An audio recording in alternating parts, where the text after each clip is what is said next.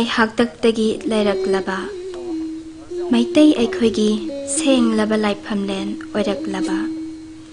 ꯂꯥꯏꯑꯣꯏꯈ꯭ꯔꯕ ꯏꯄꯥ ꯏꯄꯨꯁꯤꯡꯒꯤ ꯃꯇꯤꯛ ꯃꯌꯥꯏ ꯍꯥꯞꯅꯐꯝ ꯌꯥꯊꯪ ꯋꯥꯆꯨꯝ ꯁꯨꯅꯐꯝ ꯁꯔꯤ ꯄꯟꯗꯣꯟ ꯂꯣꯝꯅꯐꯝ ꯂꯥꯏꯃꯤꯡ ꯀꯣꯂꯣꯏ ꯁꯣꯟꯅꯐꯝ ꯍꯤꯔꯤ ꯄꯔꯤ ꯆꯪꯅꯐꯝ ꯇꯁꯦꯡꯂꯕ ꯃꯐꯝꯅꯤ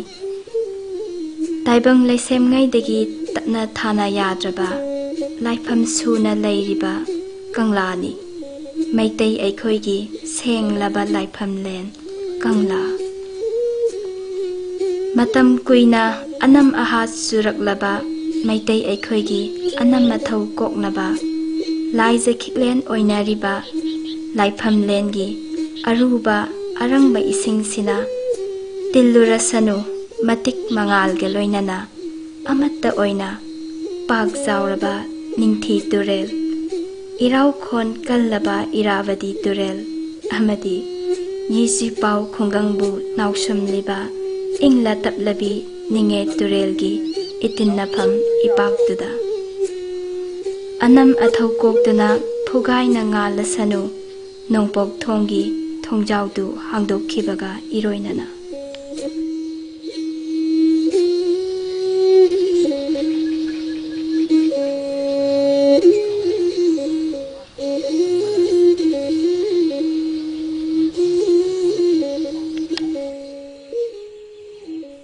ꯃꯁꯤꯅ ꯁꯦꯡꯂꯕ ꯀꯪꯂꯥ ꯎꯇ꯭ꯔꯥ ꯆꯪꯂꯒ ꯂꯩꯕ ꯃꯅꯨꯡ ꯅꯨꯡꯖꯦꯛ ꯄꯨꯈ꯭ꯔꯤꯅꯤ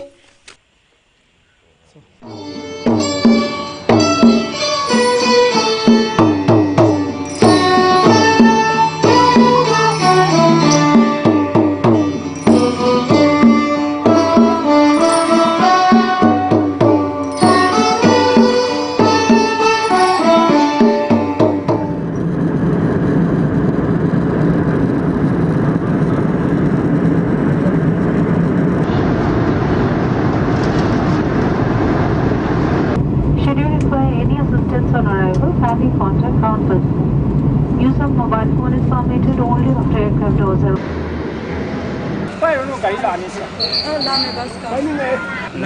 Nine hours. 10 hours.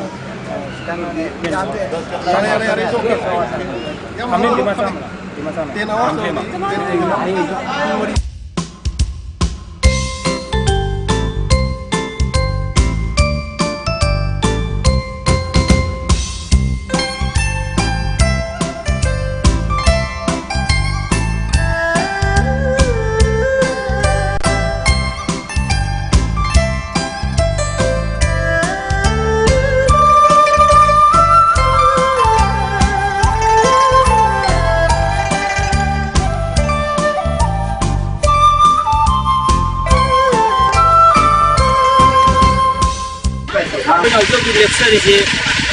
Amrapur mai taruk ni chalaga laiba cafe aiba dunia duga akoi na hotel ge university na mama ngai dagi akoi gi maitai gi thogi matam dagi lala bai ma lemen si dagi adu ba maru ga lai sangam ne hoji ki oina di mafam asida maitai ta gi khudam phangre maitai hana yamna taramba targa su tongan ba jati mafam sida lai mu kibaga yanjan nagi bana mara moidna maitai di amu phau lai te dugo sida lai ba laisan imai be magi laisan di chahi khuding gi jun horak pada lai harawi adu paida gi matik mayai kanba lai moi na mafam asida khangnai ngasi phau re masi maitai gi lai ni haiduna mafam sida lai ba miyam na khangnai kamai do maitai su la kon lai gi tung ba mai bi na taw kana na taw mai bi ko mai bi lai tong ga mana ising de taw ya na kai na we ji na polo we ji ji taw le adu da da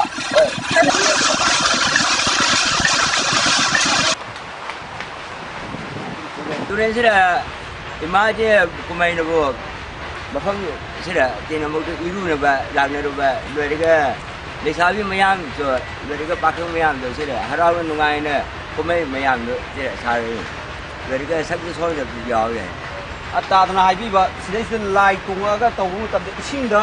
ꯍꯧꯖꯤꯛꯀꯤ ꯂꯥꯏ ꯇꯣꯡꯉꯤꯕ ꯅꯨꯄꯤꯁꯤ ꯇꯥꯎꯗꯅ ꯂꯩ ꯍꯥꯏꯕ ꯀꯩꯒꯨꯝꯕ ꯍꯥꯏꯕꯤꯕ ꯇꯥꯎꯗꯅ ꯂꯩꯕ ꯈꯨꯠꯁꯨ ꯊꯥꯡꯒꯠꯂꯦ ꯈꯣꯡꯁꯨ ꯊꯥꯡꯒꯠꯂꯦ ꯈꯨꯠꯁꯨ ꯊꯥꯡꯒꯠꯂꯒ ꯈꯣꯡꯁꯨ ꯊꯥꯡꯒꯠꯂꯒ ꯂꯣꯏꯔꯒ ꯃꯊꯛ ꯃꯈꯥꯗꯣ ꯆꯦꯅ ꯃꯥꯅꯤ ꯇꯥꯎꯔ ꯂꯩꯕ ꯃꯥꯏꯕꯤꯅ ꯆꯍꯤ ꯈꯨꯗꯤꯡꯒꯤ ꯇꯧꯕ꯭ꯔꯥ ꯆꯍꯤ ꯈꯨꯗꯤꯡꯒꯤ ꯇꯧꯕꯅꯦ ꯍꯧꯖꯤꯛ ꯁꯤꯗ ꯁꯤꯒꯤ ꯈꯨꯡꯒꯪꯁꯤꯗ ꯂꯩꯔꯤꯕꯁꯤ ꯍꯧꯖꯤꯛ ꯃꯩꯇꯩ ꯑꯃꯠꯇ ꯂꯩꯇ꯭ꯔꯕ꯭ꯔꯥ ꯃꯩꯇꯩꯒ ꯈꯔ ꯑꯇꯩ ꯖꯥꯇꯤꯒ ꯌꯥꯟꯁꯟꯅꯔꯦꯀꯣ ꯑꯗꯨ ꯆꯍꯤ ꯈꯨꯗꯤꯡꯒꯤ ꯖꯨꯟꯗ ꯂꯥꯏ ꯍꯔꯥꯎꯕ ꯃꯇꯝꯁꯤda ꯃꯩꯇꯩ ꯑꯇꯣꯞꯄꯗꯒꯤ ꯂꯥꯛꯑꯒ ꯍꯔꯥꯎꯕ ꯂꯥꯛꯑꯒ ꯍꯔꯥꯎꯕ ꯇꯧꯔꯦ ꯅꯨꯃꯤꯠ ꯀꯌꯥꯅꯤ ꯍꯔꯥꯎꯋꯦ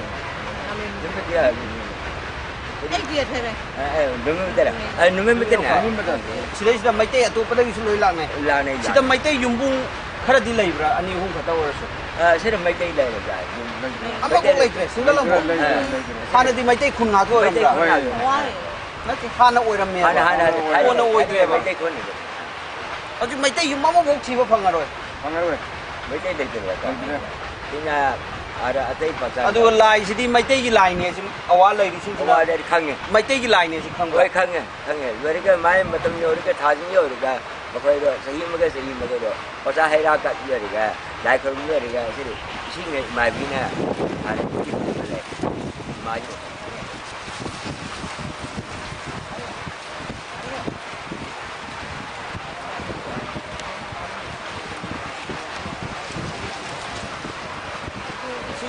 na kari go ni dokha minge ko adu akoi na minge ture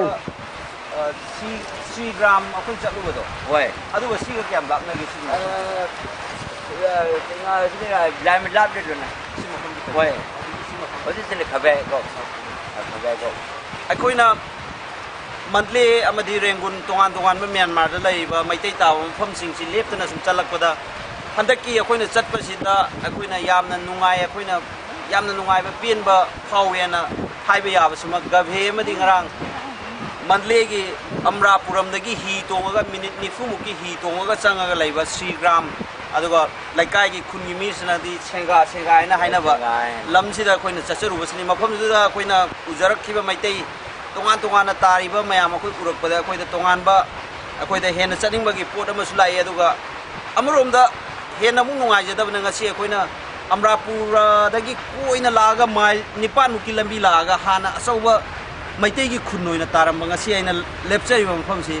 single maitai ama gidaba sini masi mathongi matungina awaga asum naksanaraga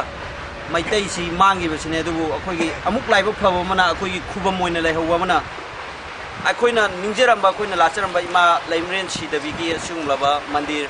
mafam sida akoina jafu mayam amadi khurum amadi tongan ba lai gi khubam moiba lai gi mafam kaya thang singba kaya akoina pangjare amaromda maitai na matamgi matungina mafam asidagi muchakhiba asumlaba khulasidagi muchakhiba targasu ngasi laihoriba lai simakti akoi maitai gi lai ne haiduna mafam asida tari ba chini naw sina khangbi ba simak akoi gi amarom da lai ukhabani haiduna aina haining yisi pau gabhe haraga su khangnaba mafam si Mandalay city dagi mile 19 chatlaga laiba matam amada maitai singna khundaramba achauba khungang amani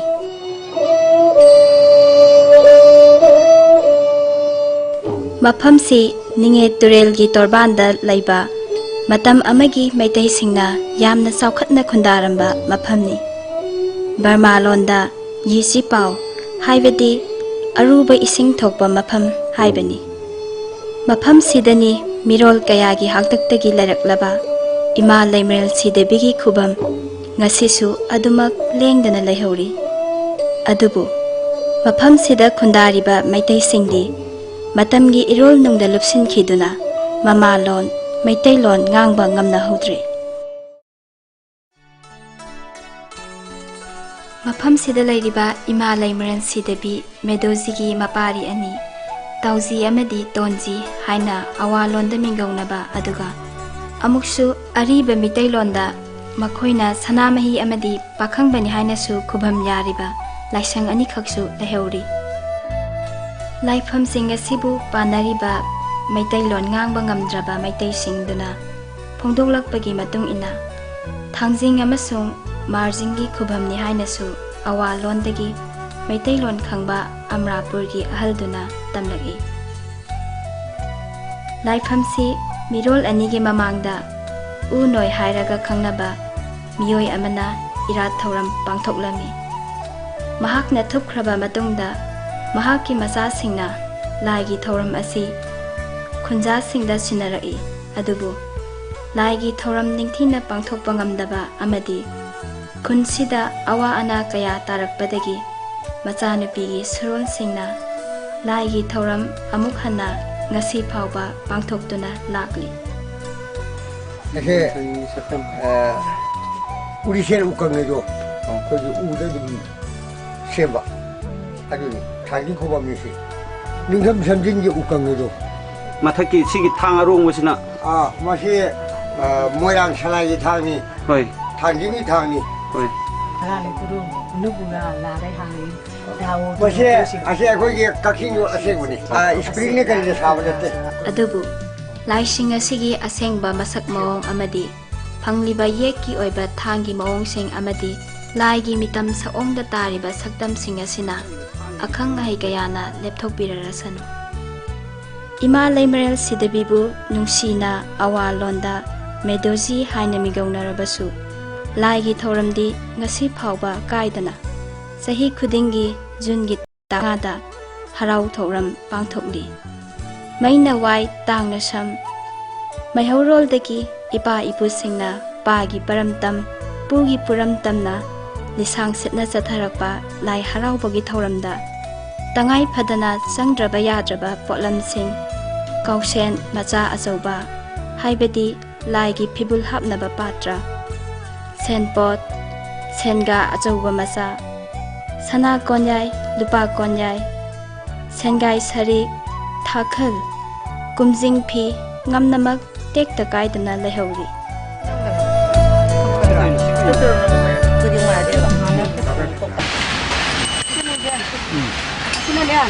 Cindeng bagi, cindeng kuai je koi cindeng ni kujai ke mana je? Cindeng na bamai tanah bai sing ham na bamoi giku. Cindeng kujai. Ini sempok na. Cina sempok lai pot. Sempok lai pot lai je. Sempok lai pot ni je. Sudah di loi cina lai ni je. Jadi dah. Si. Masih lengkap. Masih dia udah balik cuma nama dia udah lara. Masih di loi lara sih. Mangam berapa penoni masih. Mangam juga pakai kain juga. Ujung kan si ko aku ini. Maite gi lai harau bada Manipur sana lai bak ujung darkar oi na ne jenari ba se aji di ko aji ko na ko ni ada si asu ko dai sen ne ba ko dai sen au sen ate si sen po lai po asina ko ru ba bagus ini kalau ko akhir jingle lagi si hailang lerang haikat leikat ko ni chap manabra si swai da saba nate ba nete manipur dai purak ne ba wai Siso ko gini ko iponi wai siso ko Manipur gini ba wai Manipur gini ni ba hari ni si Manipur na sabo ko ni si ayang ko na saro ko danya wai manung galay sa ano ko saro sa piya tangi lahara mo matanda lang hang ko gun taw na batang ni si wai ang kum ni ba kada si jangan ko ba si ni ke baru unoibu khungi mioi singna laimakni haina luna ningnai ima lairembi sigi matik mayaibu khunsigi mioi singna yamna kina amadi luna launai imagi khubamgi masai gonda hauriba layoiraba mange pambigi akangba masa adu phauba yanba kinai ngasi phauba chanarakliba ima laimrengi mapung oiba haraobagi mawongdi jungi tang manga gi ayu pung 8 tagi horaga numit jungba mamangda losinbagi chatnarol asini nomagi oiba imagi haraobagi thoram asi loiraga macha ani gi haraobagi thoramsu tongan ba numit chingda pangthui July Brahmagi lunar month ingen gi 8 ni panba numitta apunba khungi saklen ama katlaga lai haraobagi thauramsi loisilli khungi nupi angang pumbana ngamjaba hailei laphoi dhup thaumai sangom kanai Laipu oiriba mioi dunata laigi fi hongba amadi iru maisengba tawi. Khungi mioi singna laigi katkataba pholagumba adugidamakta kabok khaptokpa amadi manthokpa tawi.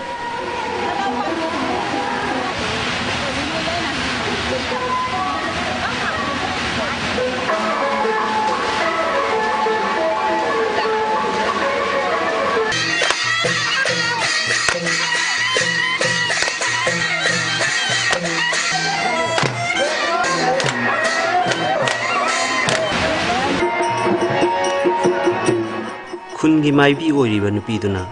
laigi fi setlaga lei pareng amadi paisa pareng siraga angakpa mawongda isingdagi lai ikaukhatpagi thauram pangthoi.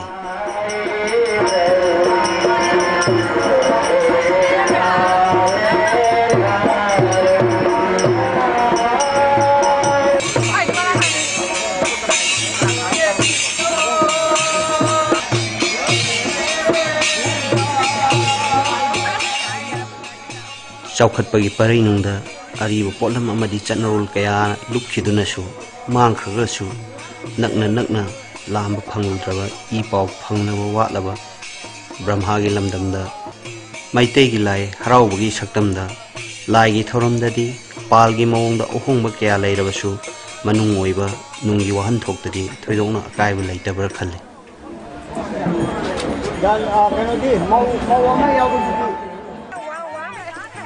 Maithong asi yenglubada kanana nupi asibu awani haigani. Kokta kupliba inapi asi Manipurdagi satliba mioi singna inbibani. Thawai yauna inbiriba setpiriba pumnamak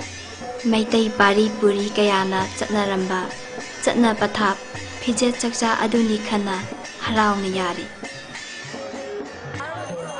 Gavegi laifamlen asimak Myanmar da tariba maitai singi khwaidagi maru oiba laifamleni.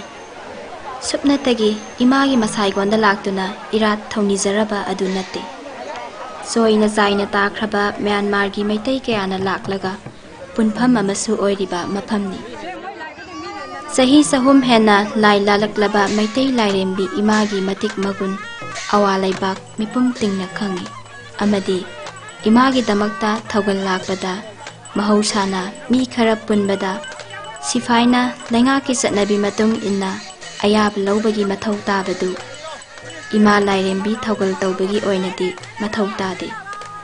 Masina awa amadi maitai lebak anigi marakta henna setpa nungsinabagi lipunna pulli.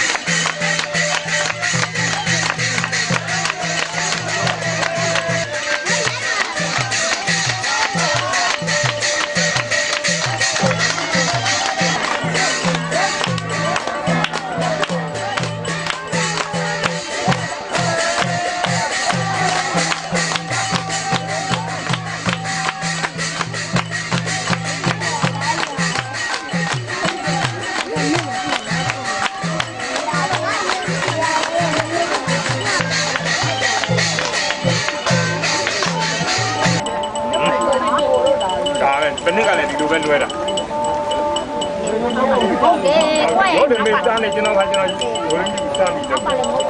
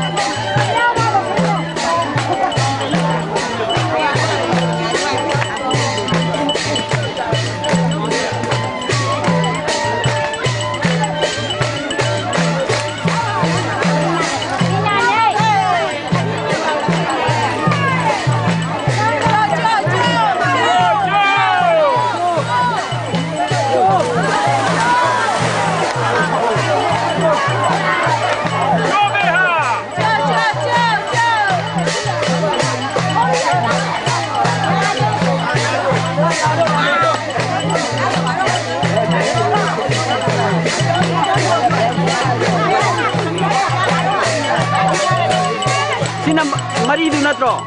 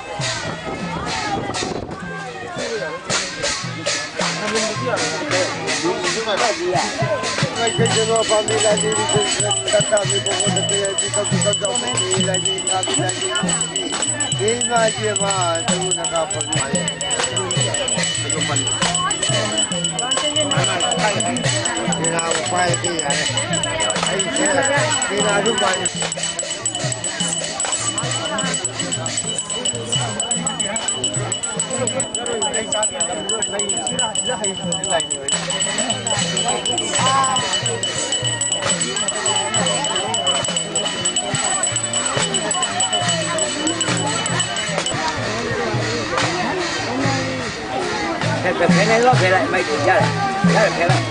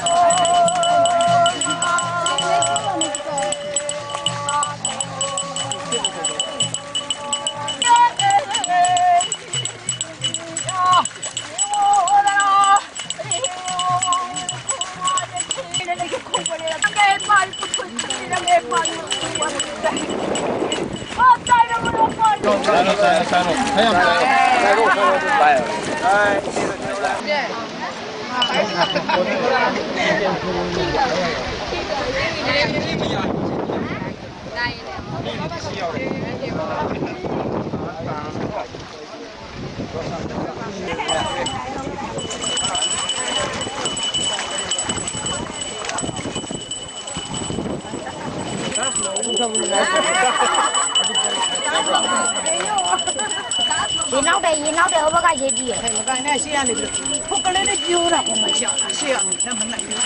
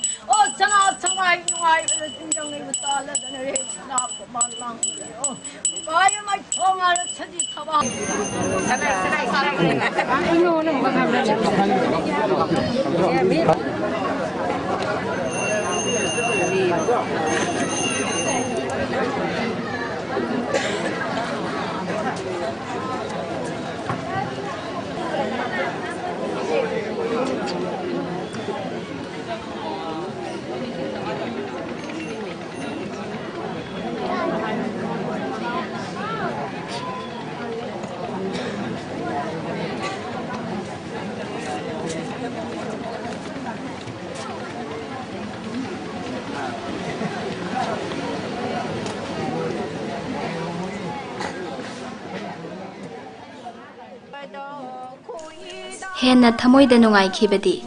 Manipurdagi laigi thoramgidamakta chatpada maibi amatamak puba oibanina mathanata karamna jagoi sarugani khalambadugi tayonnabada mandlegi mafam kayadagi lakpa maitai chanura kayana imagi laibungda jagoi sathek kathibaduna oikhi haiba haitabagi wa leite hainingna jagoi sabaduni ikai rubagi wa leite imagi laimangda jagoi sathek tamge haiba wakhal amadi phidamduni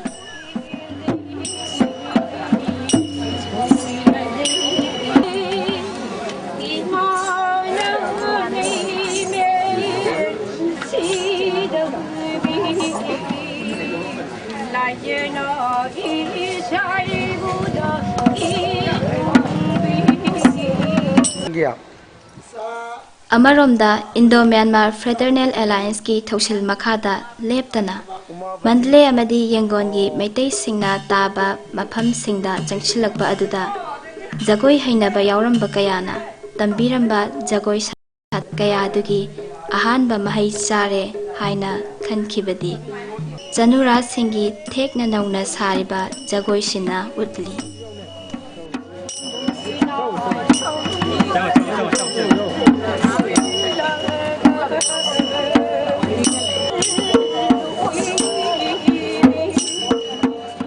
Mamang sahi kayada linglamba uhai sarana Phugaina haimun phana satle haiba natragasu mami tamle haiba makti yare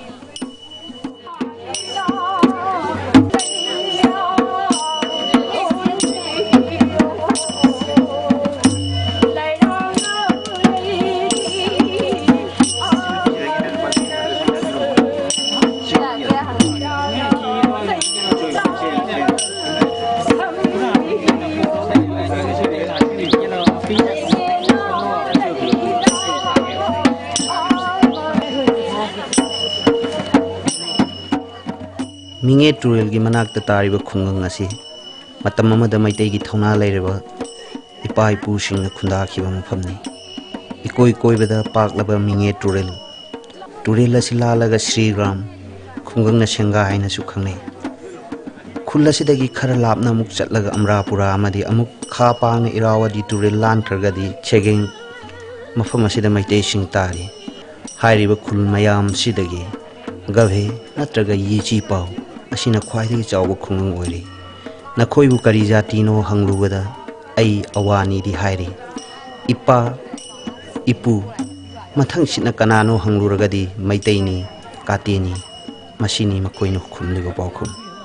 tamthirawa sokna pannaba yadaba matamduda chet na thagona duna chatkhiba Hindu dharma gi chatnabi na makhoibu sudragi kas ohelli masina manlegi manungda sakhangraba kaukthukna khraba madi maming leikidraba gabe khungangi meitei oiri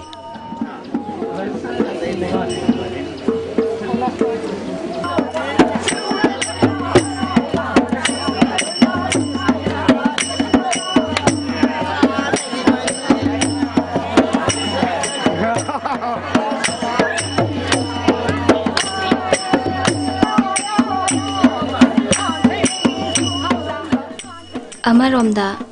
Awa Laibakta Masoi Tariba Mitei Singi Amata Oina Punba Yaba Numit Ama Lauba Tarabadi Lai haraobagi numit Jun Gitang Manga Asi Oigani Haina Khalli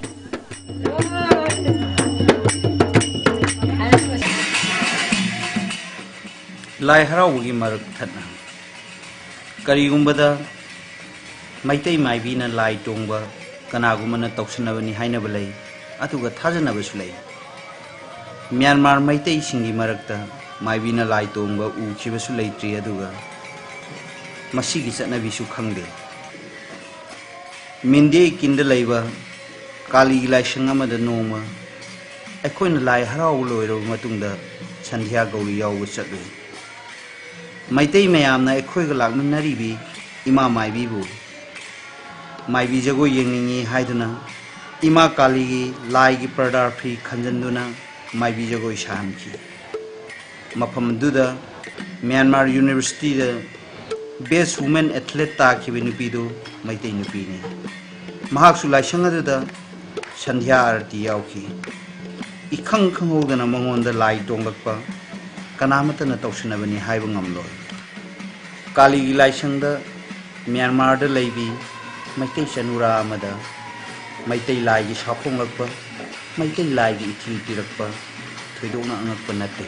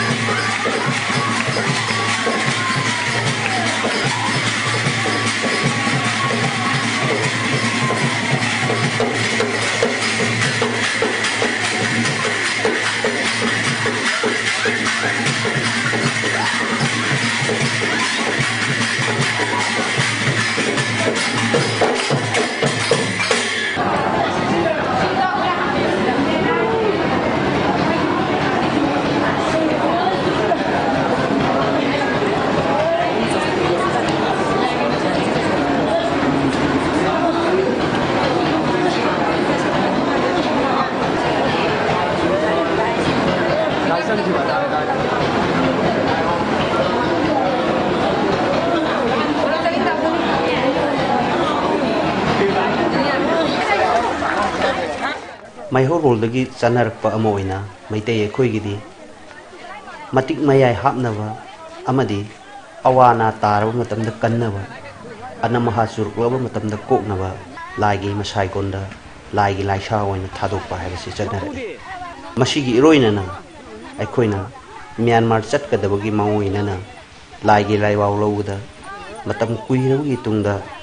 ꯌꯦꯆꯤꯄꯥꯎ ꯒꯥꯚꯦꯗ ꯂꯩꯍꯧꯔꯤꯕ ꯃꯩꯇꯩꯁꯤꯡꯒꯤꯗꯃꯛꯇ ꯈꯜꯂꯒ ꯈꯨꯡꯒꯪ ꯑꯁꯤꯒꯤ ꯏꯄꯨꯗꯧ ꯃꯥꯔꯖꯤꯡꯒꯤ ꯈꯨꯕꯝꯗ ꯂꯥꯏꯒꯤ ꯂꯥꯏꯁꯥ ꯊꯥꯗꯣꯛꯀꯗꯕꯅꯤ ꯍꯥꯏꯕ ꯈꯪꯍꯟꯕꯤꯔꯛꯄꯗꯒꯤ ꯄꯥꯎꯖꯦꯜ ꯆꯦꯟꯕꯤꯔꯛꯄꯗꯒꯤ ꯑꯩꯈꯣꯏꯅ ꯂꯥꯏꯒꯤ ꯂꯥꯏꯁꯥ ꯑꯣꯏꯅ ꯁꯒꯣꯜ ꯑꯃꯁꯨ ꯏꯕꯨꯙꯧ ꯃꯥꯔꯖꯤꯡꯒꯤ ꯈꯨꯕꯝ ꯒꯥꯚꯦꯗ ꯀꯠꯆꯔꯝꯃꯤ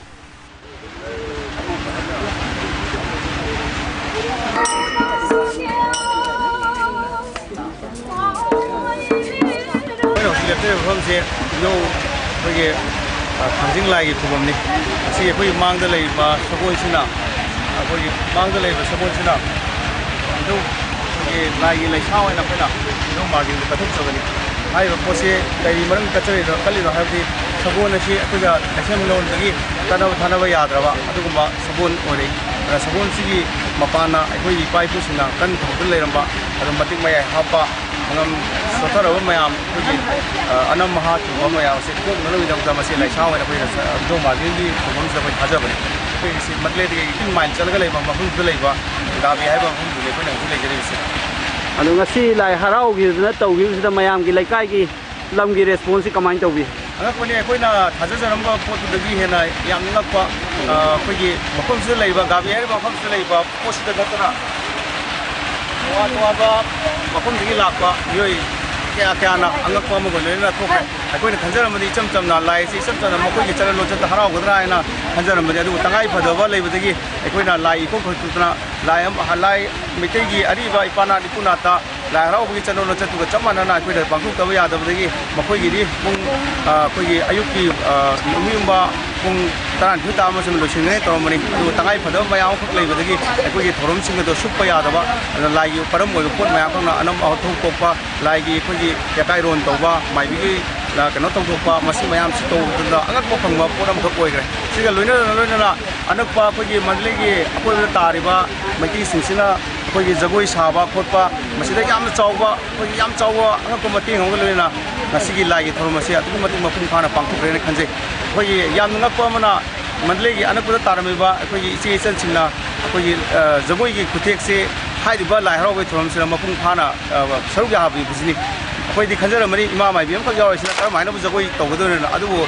ꯂꯝꯗꯝꯁꯤꯗ ꯂꯩꯔꯝꯃꯤꯕ ꯑꯅꯛꯄꯗ ꯇꯥꯕ ꯅꯟꯗꯦꯜꯁꯤ ꯀꯔꯤ ꯀꯔꯥ ꯑꯅꯛꯄꯗ ꯂꯩꯔꯝꯃꯤꯕ ꯃꯩꯇꯩ ꯈꯨꯟꯁꯤꯡꯗꯒꯤ ꯑꯉꯛꯄ ꯃꯈꯜꯒꯤ ꯑꯩꯈꯣꯏꯒꯤ ꯔꯦꯁꯄꯣꯟꯁ ꯑꯃꯈꯛ ꯂꯥꯛꯈ꯭ꯔꯦ ꯑꯩꯈꯣꯏꯒꯤ ꯐꯤꯖꯦꯠ ꯆꯤꯛꯆꯦꯠ ꯑꯩꯈꯣꯏꯒꯤ ꯂꯩꯖꯔꯝꯕ ꯑꯩꯈꯣꯏꯒꯤ ꯃꯄꯥꯟ ꯅꯥꯏꯕ ꯀꯔꯤ ꯀꯔꯥ ꯁꯦꯠꯂꯀꯥꯟꯗ ꯁꯨꯃꯥꯏꯅ ꯁꯔꯨꯛ ꯌꯥꯕ ꯉꯝꯕꯁꯦ ꯑꯩꯈꯣꯏ ꯌꯥꯝꯅ ꯊꯃꯣꯏꯗ ꯌꯥꯝꯅ ꯅꯨꯡꯉꯥꯏꯕ ꯑꯃ ꯄꯣꯛꯆꯩ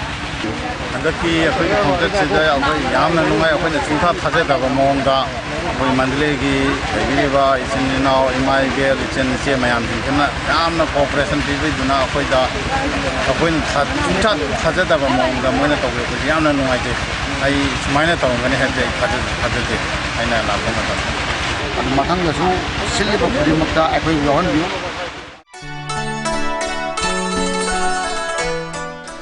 ꯃꯁꯤꯅꯤ ngasi kauthokraba matamgi maitai singna hingliba phibam chahi chahungi manungda ahanba oina manipuri gi mapari mamom singna yauruba lai haraobugi thoramado khoi sunungai ki penki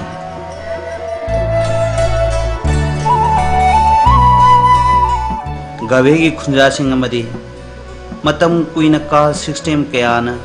chap manaba maitai marakta achauba jat apikpa jat खाइदोक्लंबा कया दो तपना mummy शामलकपगुम मांगलकपगुम उरकले मयेक सेंगना उरिबदी बामुन खुनसिंग हाइबदी मिंदे इकिंग शेगेंग अमदी बामुन खुंजाव कयादगी नहा ह खाक्तना गावेगी लाइफमलेन असिदा लाक्तना लाइगी थौरम यावरुबा असिनी हेना नुंगाइखिबना लाइगी लाइबुंगदा सेगेंगदगी लाकपा अमरापुरादगी लाकपा कयाना हरे कृष्ण नाम हरे कृष्ण की लाई सोली से सखिबदुनी मैतेगी ओइबा लाई हराउबगी से हैतबननी अमरोमदा Manipur dharma gi matang da napak wepnarabashu chamjaraba Brahma gi maitai singi marakta thoidok na masigi khenabu ude isa yawa participate tawadu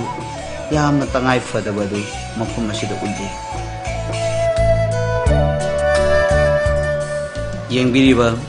adongi thamoida kari fawiri tatana hanginge ngasi gavi humna mangkhiba matamgi ron nungda lukhiba khul kayama Myanmar da leiri irang na raba kayama khut khalam laga kanbina ba leitana lukhiba kayama maitei gi mainland Manipur da leiri ba khoi mayama situmina leiba chungladra akhoi ama lakpana makhoi chama gi mapangal hapagum Myanmar sidadi ure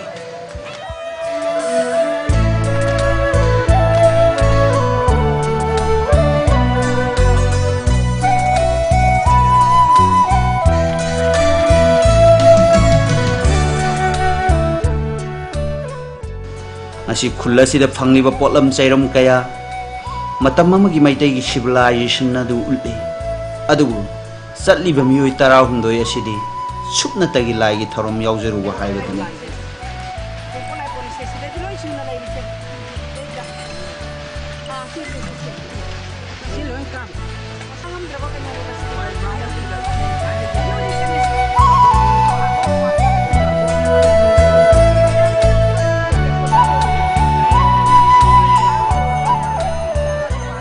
tongan behiramda khang heiraba kaya nongpok romda hena mai onsin haningi lai gi maramda hena khangba kaya maitai gi genesis nainaba kaya mathang hakthingna na thengnaruba hakthingna na unaruba khangruba natragade mangkhi gadaruba Brahma gi maitai singi ihul khangba wagani